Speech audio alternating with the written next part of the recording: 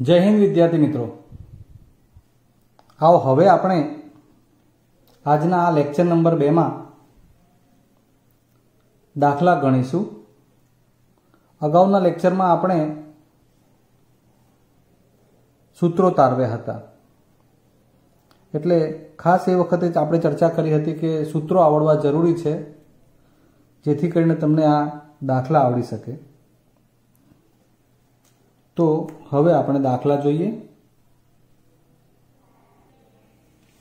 पहला प्रश्न में जुओ तो त्रिकोण एबीसी में खूणो बी काटखूणो छे, એટલે સૌથી પહેલા આપણે આને ત્રિકોણ એબીસી કેવો હોય તો કાટખૂણો નક્કી કરવો પડે જે બી આ લખ્યો। હવે અહીંયા એ કે સી ગમે તે લખી શકાય। જનરલી આપણે એ અહીં રાખીશું અને સી ખૂણો અહીંયા। એટલે આ રીતે બી ખૂણાને કાટખૂણો આપ્યા પછી એ અને સી ને તમે અહીંયા કે અહીંયા ગમે ત્યાં લખી શકો। હવે BC बराबर 7 सेमी ने AB बराबर 24 सेमी है। तो एक काम करिए, આપણે અહીંયા A बिंदु राखीए जेथी आ मोटू माप 24 આવી જાય અને અહીં C बिंदु કરી દઈએ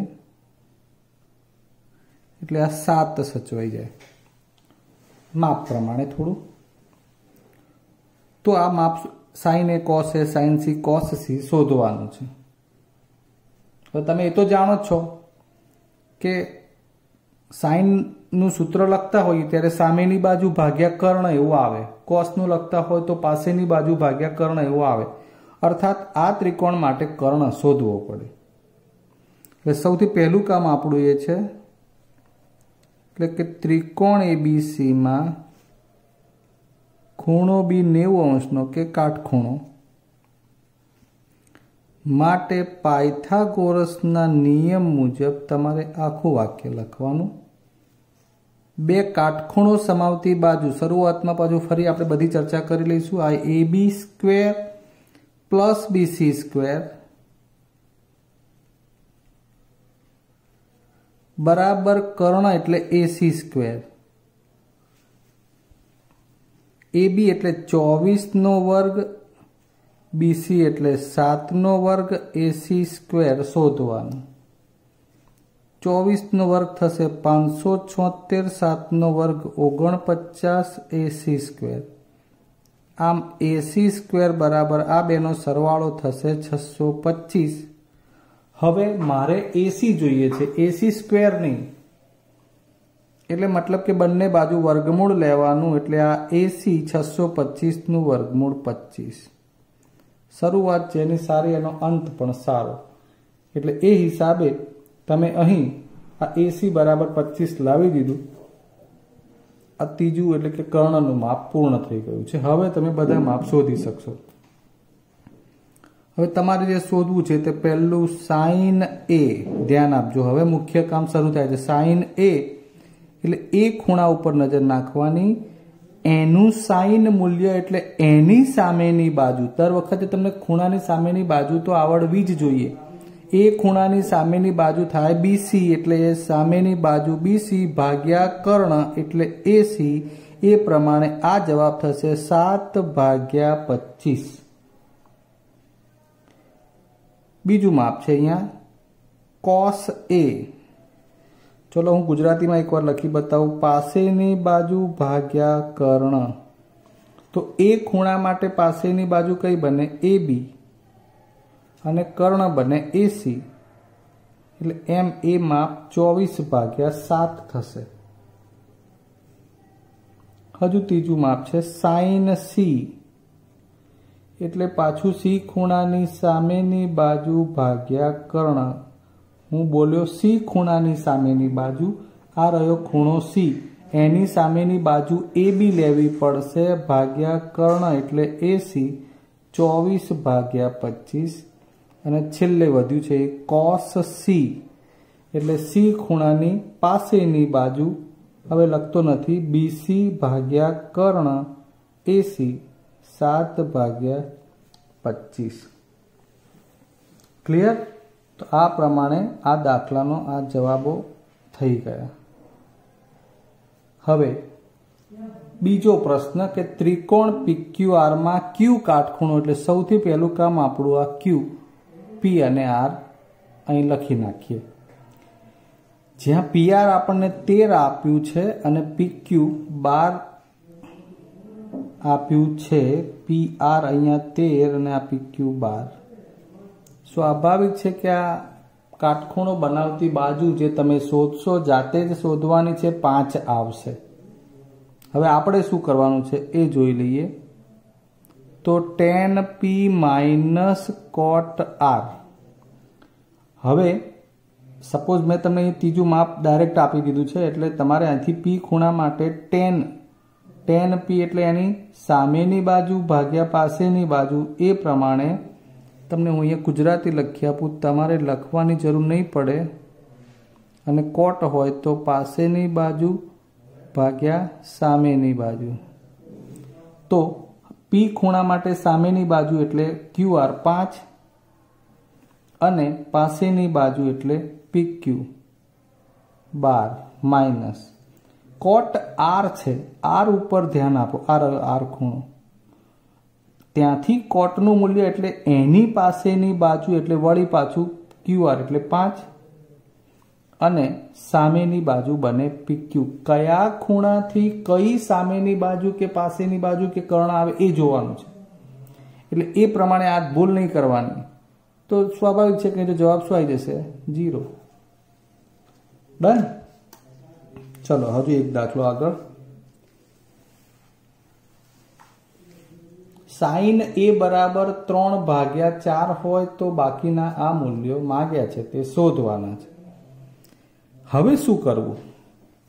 તો અહીંયા તો A લખ્યું છે, એટલે આપેલ આ ત્રિકોણમાં તમારે કાટખૂણાને છોડી અને અહીંયા અથવા અહીંયા કોઈ પણ એક જગ્યાએ A લખવાનું.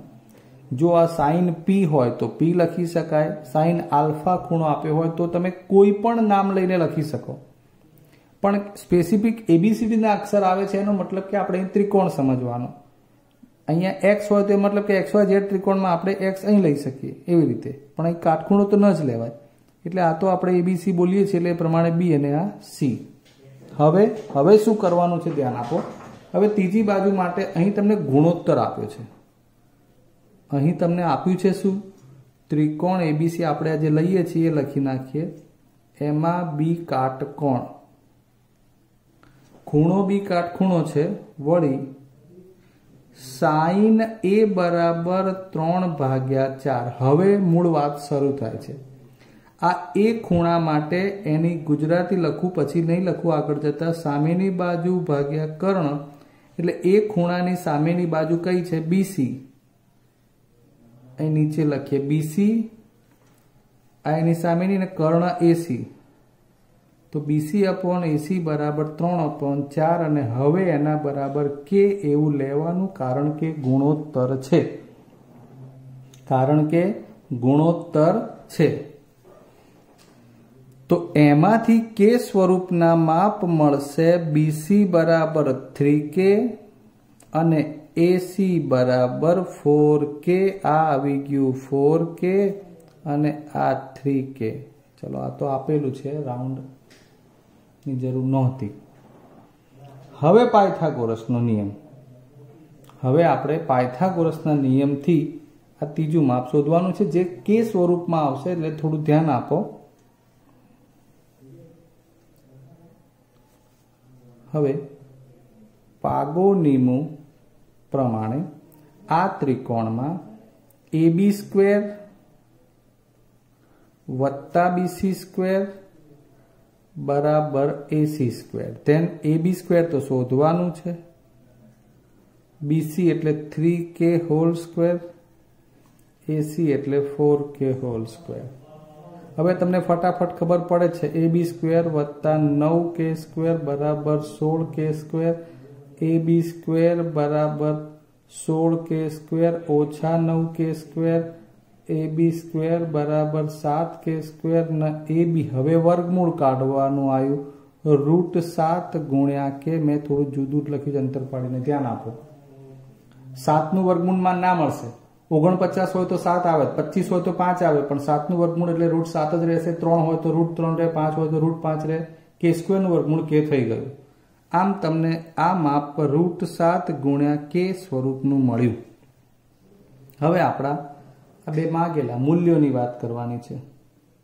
તો દાખલા તરીકે તમને જે માગ્યું છે cos A એટલે એ ખૂણાનું cos મૂલ્ય એટલે એની પાસેની બાજુ AB ભાગ્યા કર્ણ AC. AB એટલે √7k, કર્ણ એટલે 4k, k ઉડી જાય √7/4. ને tan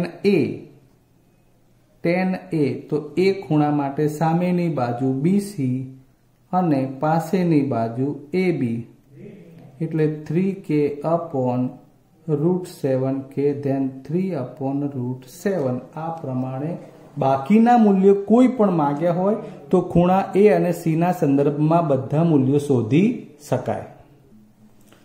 જો મિત્રો, હવે આગળ એક પ્રશ્ન છે. sec θ બરાબર 13/2 હોય તો ત્રિકોણમિતિય બાકીના બધા જ ગુણોત્તરો શોધો.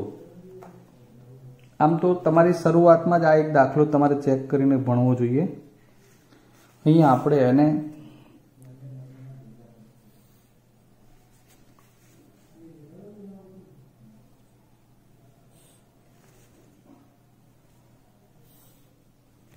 તમારી સમક્ષ જ ઘણી વાર તો આકૃતિ બનાવું છું.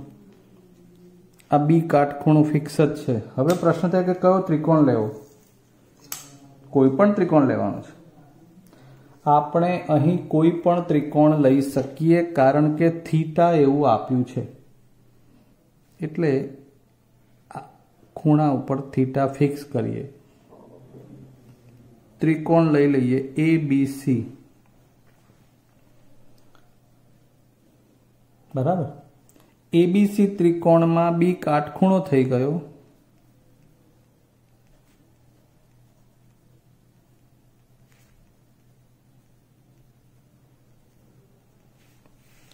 અને ખૂણો C બરાબર થીટા લીધો.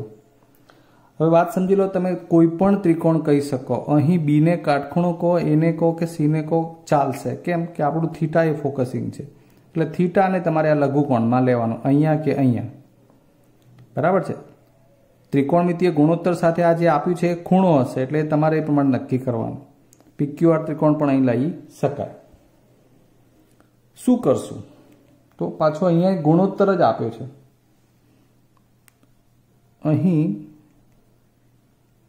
sec θ બરાબર 13/12 છે. અર્થાત sec θ એટલે કર્ણ ભાગ્યા પાસેની બાજુ. આ તમને મેં ખાલી જણાવવા માટે લખ્યું છે. કોની? તો થીટા ખૂણાની. એટલે આ થીટા ખૂણા માટે કર્ણ એટલે AC અને પાસેની બાજુ એટલે BC. અર્થાત આ મૂલ્ય કોનું થયું? AC ભાગ્યા BC એના બરાબર 13/12 અને એના બરાબર k એવું લઈશું. ખરું? હવે અહીંથી આપણે પાયથાગોરસના નિયમ પ્રમાણે બાકીનું માપ શોધી કાઢીએ. પહેલાં તો મળશે. પહેલાં અહીં આપણે અલગ પાડી દઈએ તો AC બરાબર 13k, BC બરાબર 12k. હવે પાગોનીમુ પ્રમાણે ચલો વિચારો તો કયું સૂત્ર આવશે? તો કાટખૂણો બનાવતી બાજુઓ કઈ કઈ છે? AB, BC. આમ તો તમારે હવે રેડી જ રહેવાનું હોય, વારંવાર એકને એક બાબત આવે. બરાબર AC². ABનું મૂલ્ય આપ્યું છે નથી તો એને એમને એમ રાખીએ. આકૃતિમાં લખવું હોય તો AC બરાબર 13k છે, BC બરાબર 12k છે. એટલે આ શોધવાનું છે. BCની જગ્યાએ 12k વર્ગ, ACની જગ્યાએ 13k વર્ગ. આ AB² 144 के स्क्वेर 169 के स्क्वेर। ए बी स्क्वेर बराबर 169 के square 144 K square. Then A B square is equal to 169 में 144 9 में 4 5 16 में 14 એટલે 2 के स्क्वेर અને માટે ए बी મળી ગયું 5 के કેમ 25 નું વર્ગમૂળ 5 અને કે સ્ક્વેર નું વર્ગમૂળ કે। સાહેબ જે કંઈ જ્યાં જ્યાં બોલી અને બતાવે છે એ જોવું પડે, સાંભળવું પડે, સમજવું પડે અને યાદ પણ રાખવું પડશે। એટલે આમ તમને એ બી મળી ગયું 5 કે એટલે આપણે એને રાઉન્ડ કરી લઈએ છીએ। ક્લિયર?